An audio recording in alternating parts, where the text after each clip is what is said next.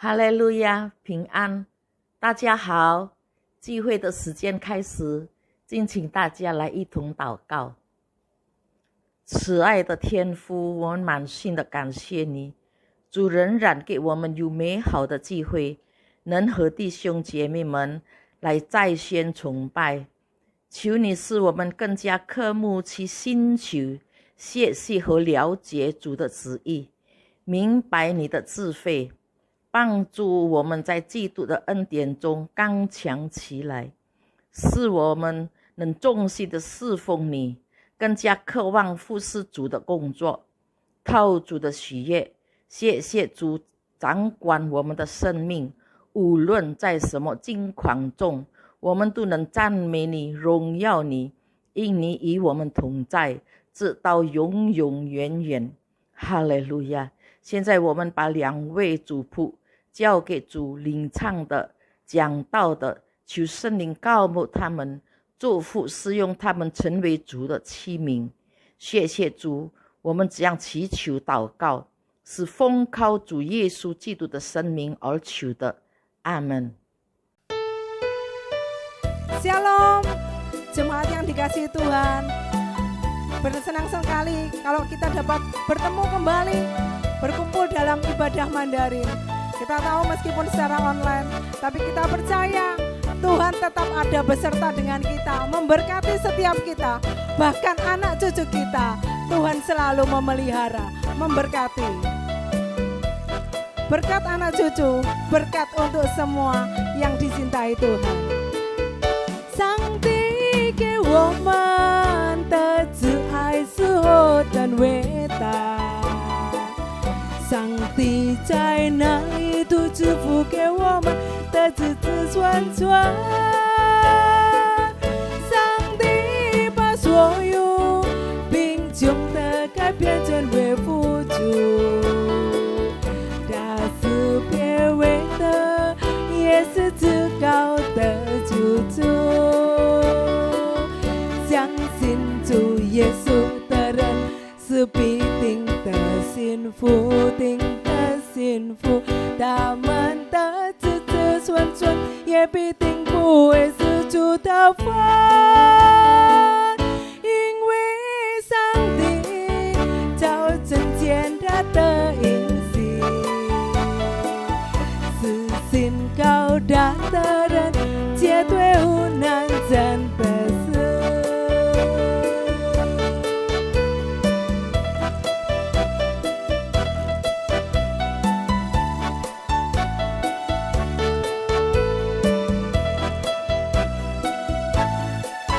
Mari orang yang diberkati Tuhan sama-sama katakan, 上帝给我们的慈爱是何等伟大，上帝在哪里都祝福给我们的子子孙孙，上帝把所有贫穷的改变成为富足，他是卑微的，也是至高的主主。相信主耶稣的人是必定的幸福，定的幸福。他们的子子孙孙也必定不会失主的份，因为上帝早检知他的隐形，是心高大的人绝对无难真的事。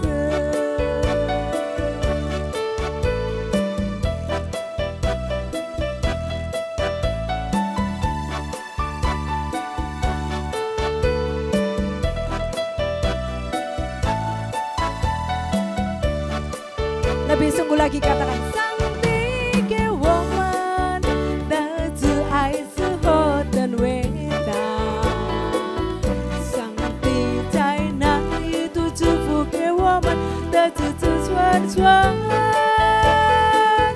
上帝把所有贫穷的改变成为富足，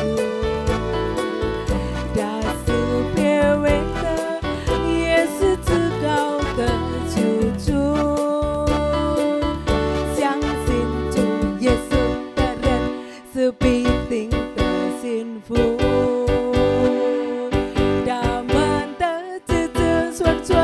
必定不会失去的话，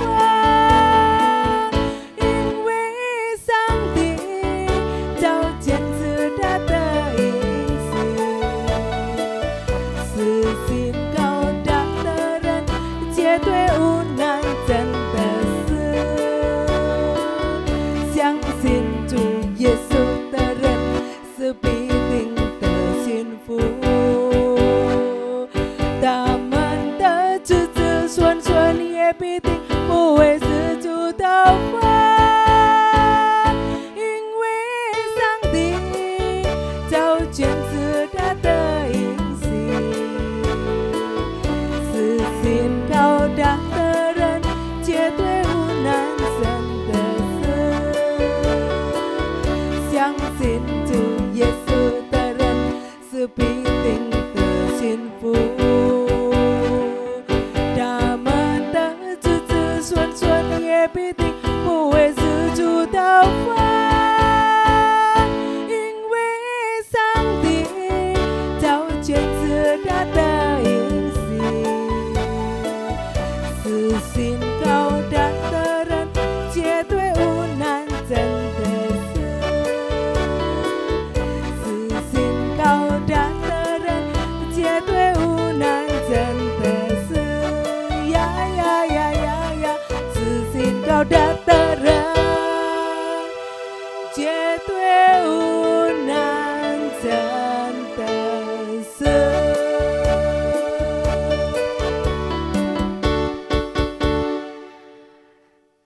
Saudara, begitu luar biasa, tiada yang mustahil bagi kita, anak-anak umat pilihan Tuhan, bagi kita yang percaya akan Tuhan.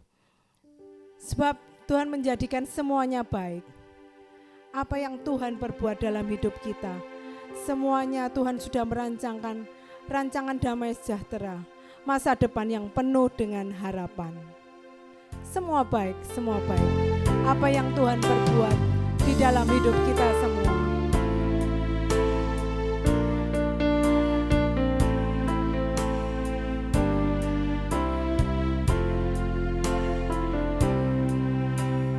Ni 已经决定，种壮士以来，我生命在你的手中，在你的计划中我生，你已经预备美好的计划，赐给我美好的前途，有盼望的未来，真美好，真美好，你已经拯救了美事，在我的生命中，真美好，实在真的美好，你是我的生命里有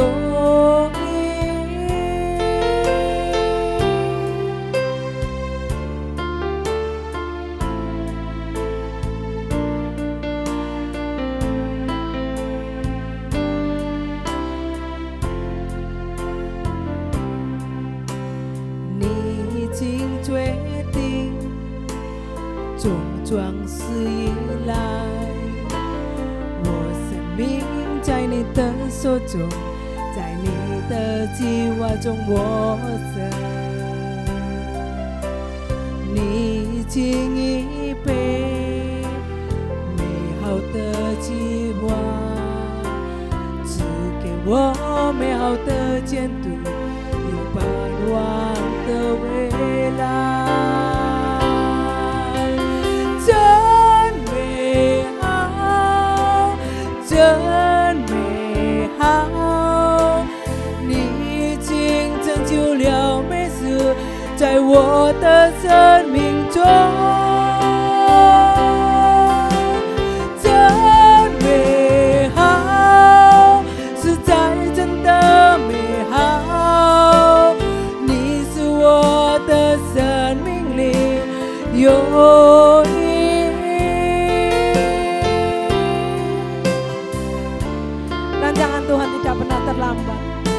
tidak pernah terlalu cepat. Tapi Dia memberikan pada kita rancangan yang terbaik untuk masa depan yang penuh dengan harapan.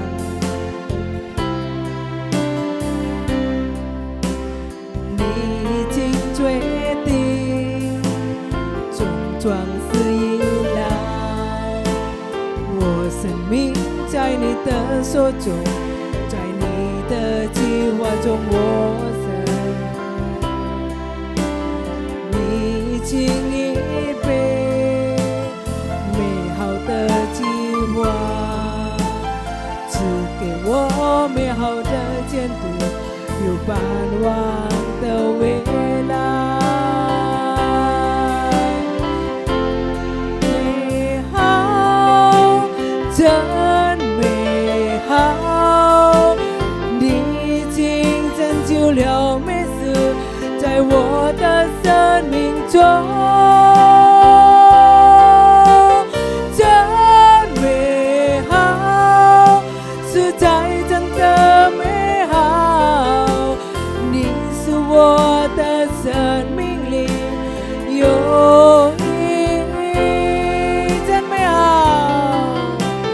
真美好，真美好，你已经拯救了每次在我的生命中，真美好，实在真的美好，你是我的生命里有意义，真美好，真美好，你已经拯救了每次在我的生命中，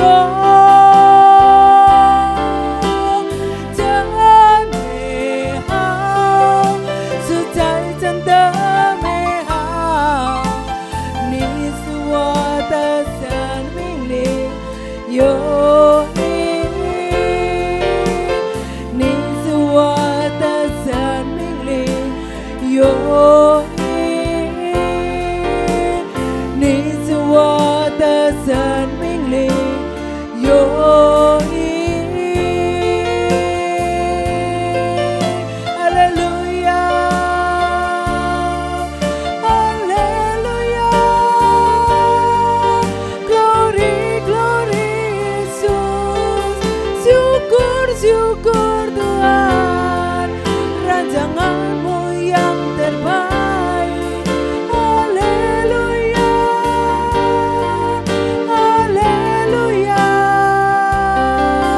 glory glory Yesus Tuhan, kami memuji, kami menyembah, kami tinggikan, kami agungkan Engkau Tuhan, semuanya baik Tuhan, bagi hidup kami, bagi masa depan kami. Haleluya, haleluya, haleluya, glory Yesus, terima kasih Tuhan. Haleluya, syukur syukur, haleluya, haleluya,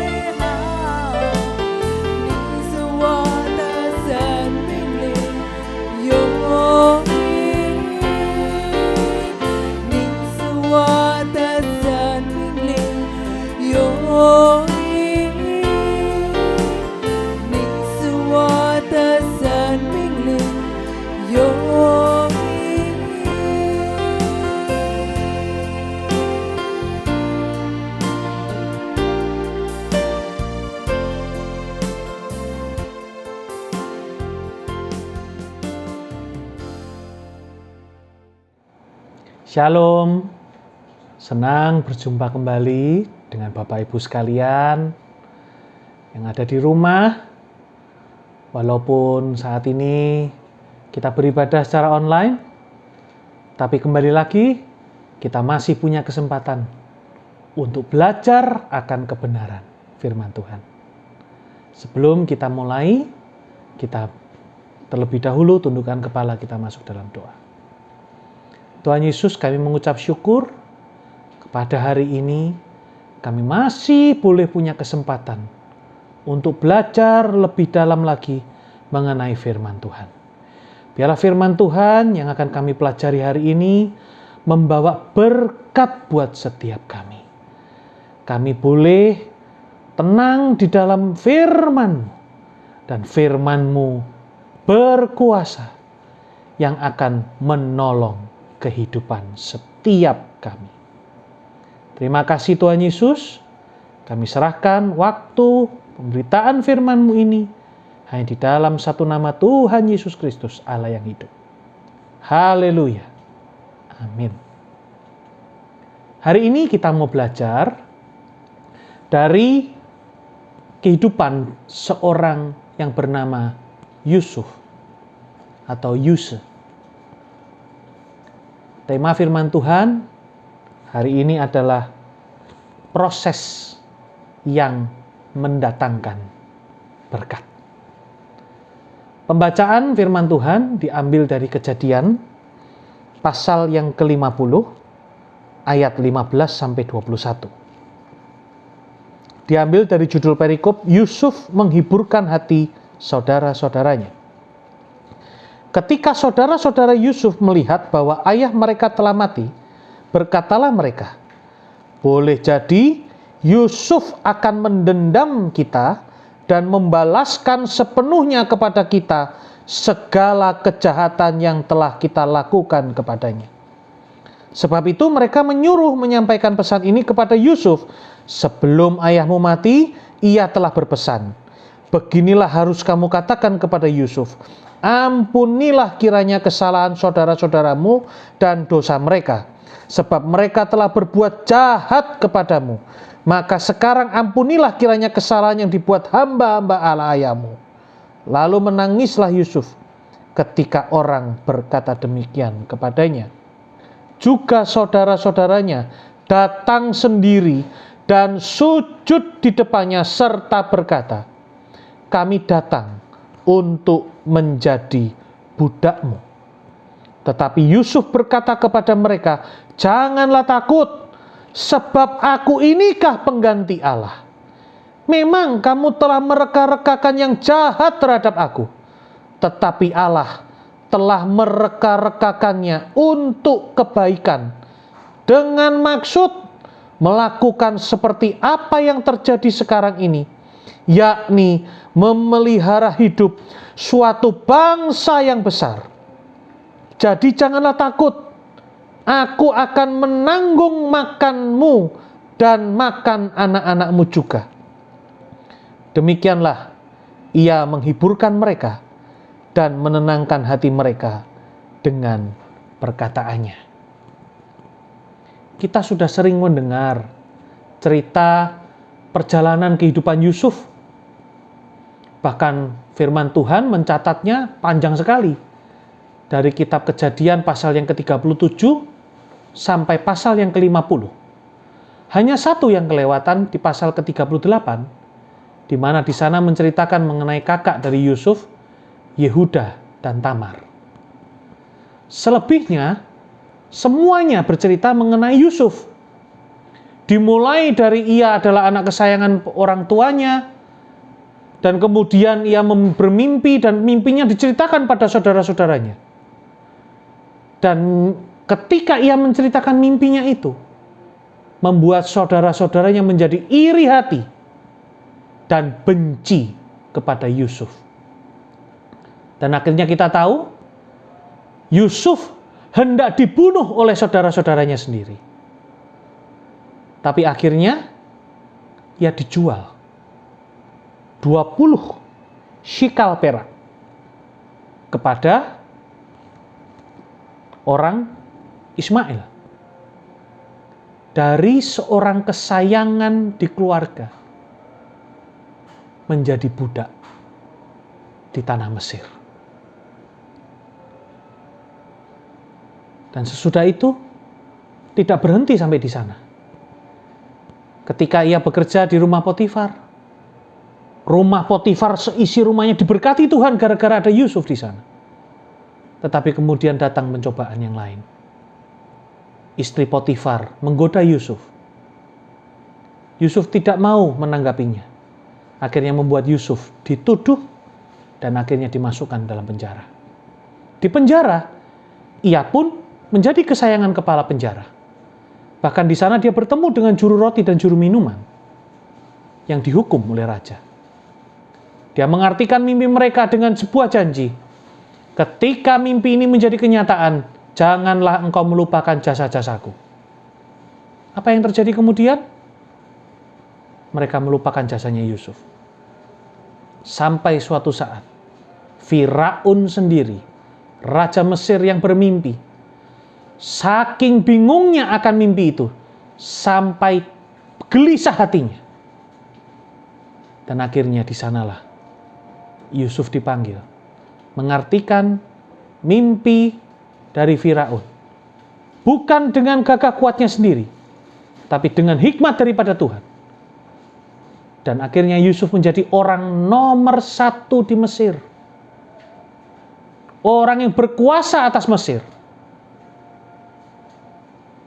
Dan dari Yusuf, umat pilihan Tuhan, yaitu orang Israel, diberkati oleh Tuhan. Ada pelajaran yang penting sekali yang kita harus pelajari hari ini. Dari seorang yang bernama Yusuf. Pelajaran yang pertama, jangan tawar hati.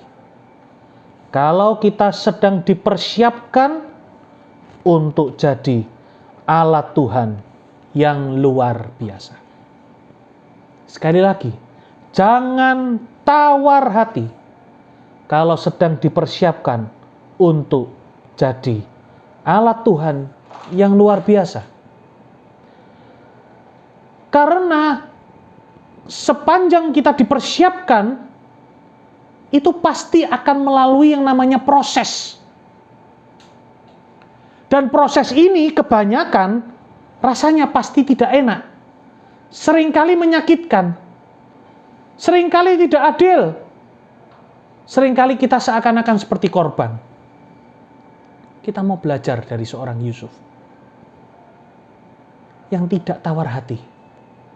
Meskipun diproses dengan luar biasa, tapi tidak menjadi tawar hati. Saya teringat pada rekan yang mengatakan pada saya, hasil tidak akan mengkhianati proses. Kalau engkau ingin hasil yang luar biasa, prosesmu harus luar biasa. Begitu juga sebaliknya. Kalau hari ini engkau sedang merasa prosesmu luar biasa, jangan tawar hati. Maka hasilnya pun pasti juga luar biasa. Firman Tuhan mencatat di Amsal 24 ayat yang ke-10. Jika engkau tawar hati pada masa kesesakan, kecillah kekuatanmu. Dalam bahasa Mandarin ditulis, Ni zai huanan zhi若胆怯，你的力量就会小。Kecil kekuatanmu. Engkau tidak akan berdaya menghadapi segala proses yang ada. Karena ketika engkau menjadi tawar hati, engkau menjadi gampang lelah, engkau menjadi gampang menyalahkan orang. Itu yang akhirnya membuatan kekuatanmu menjadi kecil. Engkau menjadi tidak berdaya. Bukankah Filipi pasal yang keempat ayat ke-13? Di sana ada tertulis, segala perkara dapat kutanggung di dalam Dia yang memberi kekuatan kepadaku.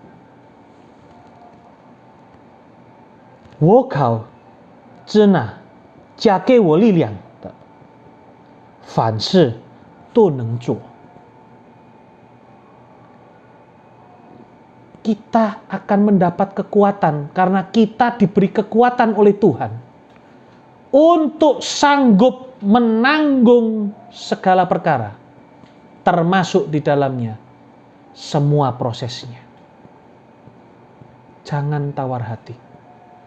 Ketika engkau memilih untuk menjadi tawar hati, kecil kekuatanmu. Engkau malah akan semakin terpuruk. Engkau tidak bisa menangkap caranya Tuhan, rencananya Tuhan. Engkau tidak bisa dipakai menjadi alatnya Tuhan. Pelajaran yang kedua hari ini. Jangan lihat sekelilingmu. Terus pandang ke atas. Sekelilingmu hanya berisi keadaan dan manusia yang ada. Manusia dan keadaan selalu mengecewakan engkau. Tapi kalau engkau mau terus memandang ke atas, memandang pada Tuhan, Tuhan akan menunjukkan jalanmu. Tuhan akan menuntun langkah hidupmu. Seiring dengan prosesmu yang luar biasa, Tuhan akan menjadikan engkau menjadi alat yang dipakai Tuhan juga secara luar biasa. Yusuf tidak melihat manusia di sekelilingnya dan keadaannya. Ketika ia dijual oleh saudara-saudaranya, sebetulnya hendak dibunuh Yusuf ini. Tapi ketika dia dijual, dia bekerja di rumah Potifar. Apa yang terjadi? Tuhan menyertai Yusuf. Kenapa? Dia tidak melihat masa lalu.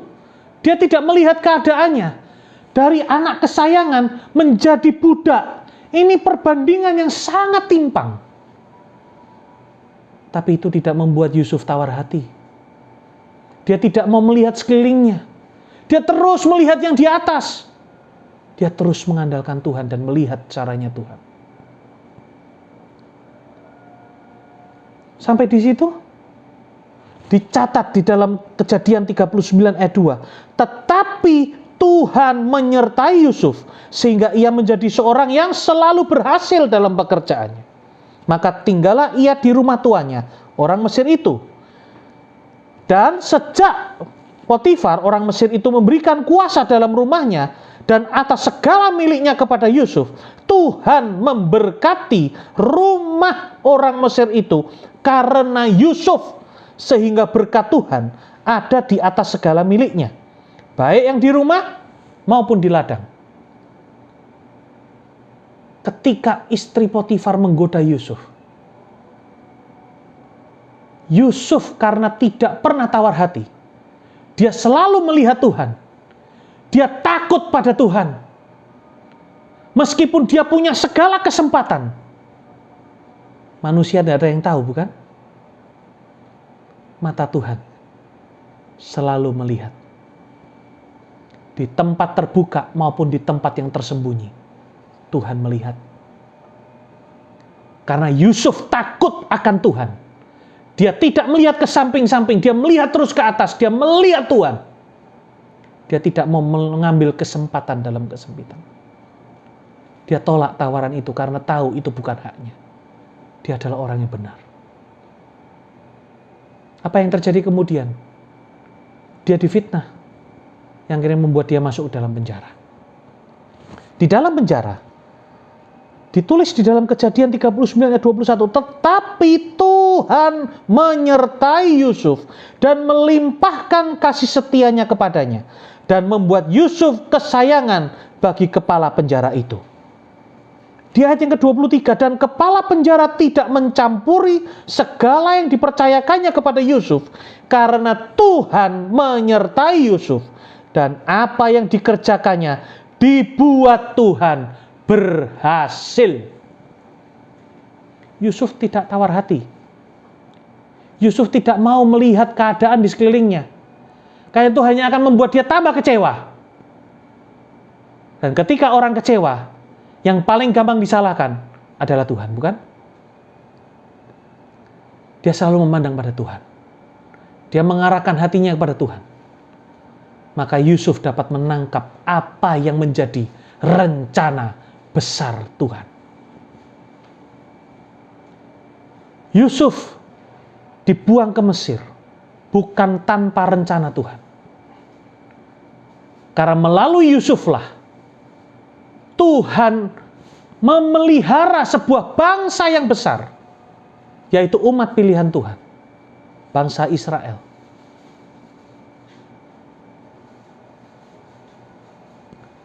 Kenapa Yusuf bisa dipakai jadi alatnya Tuhan? Filipi 4 ayat yang ke-13. Filipi 3 ayat yang ke-13.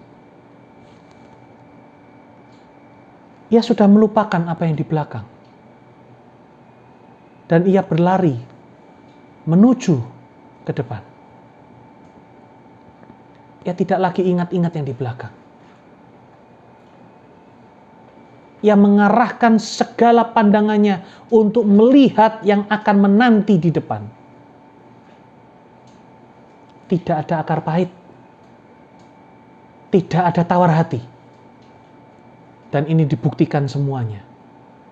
Ketika Yusuf diangkat menjadi orang nomor 1 di Mesir, Alkitab tidak pernah mencatat ia akhirnya memanggil Potifar dan istrinya dan menghukum mereka. Yusuf tidak pernah juga menghukum juru minuman. Yusuf tidak pernah membalas dendam. Bahkan kepada saudara-saudaranya yang sudah sangat berbuat jahat kepadanya. Ia punya hati yang takut akan Tuhan. Maka Yusuf melihat rencana Tuhan karena pandangannya selalu diarahkan ke atas. Bukan hanya memelihara bangsa besar. Bahkan Yusuf mengatakan, menjadi bapa bagi Firaun. Ini perkara yang besar.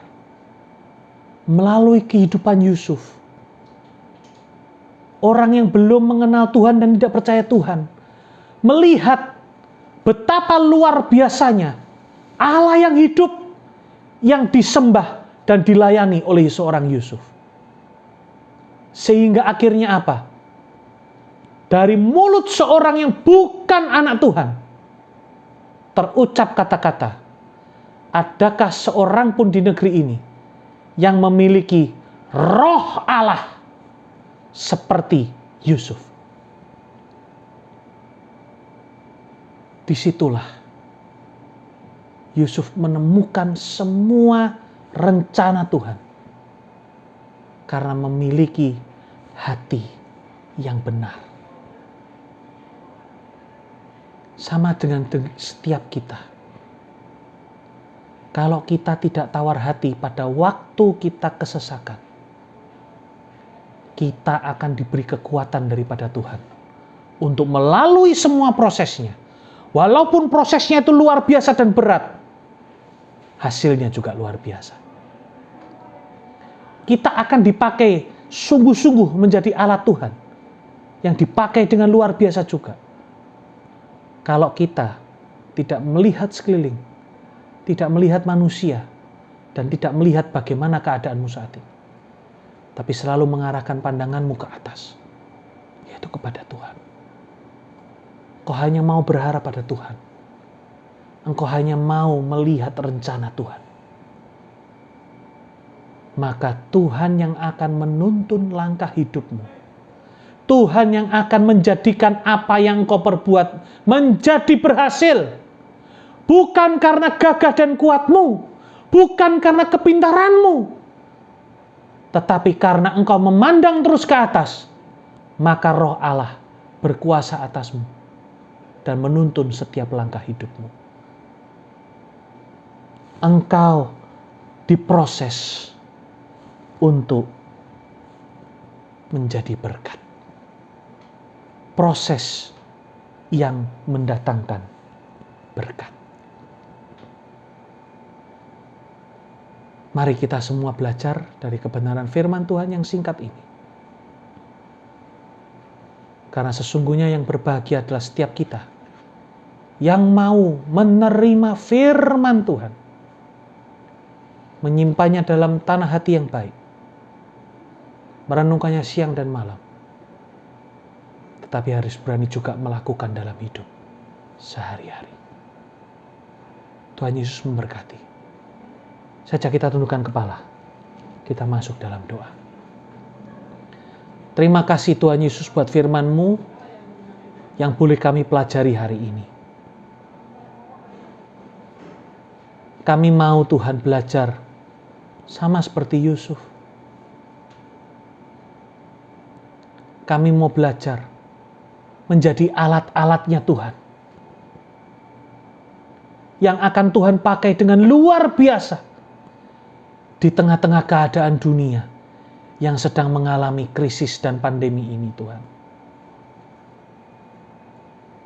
Ajar kami untuk selalu tidak tawar hati ketika kami sedang diproses.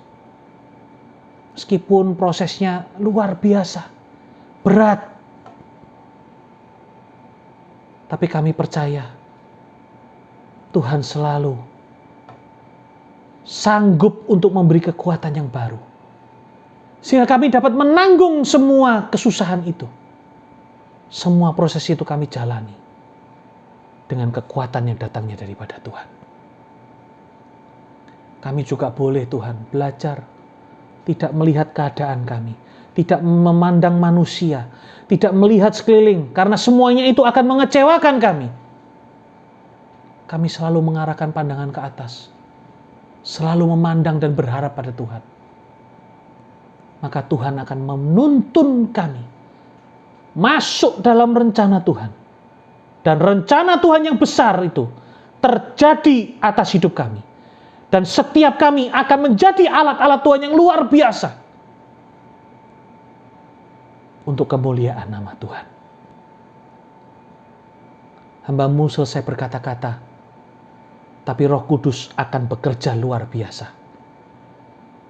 di setiap hati dan pikiran kami, mengingatkan kami akan kebenaran firman Tuhan, dan memberi kami kekuatan supaya kami mampu melakukannya dalam hidup kami sehari-hari. Berkati setiap Bapak Ibu sekalian yang menonton, mendengarkan acara ini. Semuanya Tuhan berkati dengan berkat kesehatan, berkat penyertaan dan pemeliharaan daripada Tuhan senantiasa menyertai.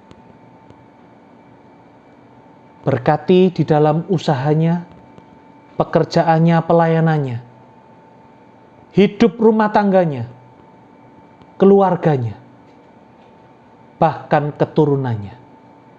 Biarlah semuanya diberkati oleh Tuhan. Terima kasih Tuhan Yesus, pertemukan kami kembali di hari-hari yang akan datang.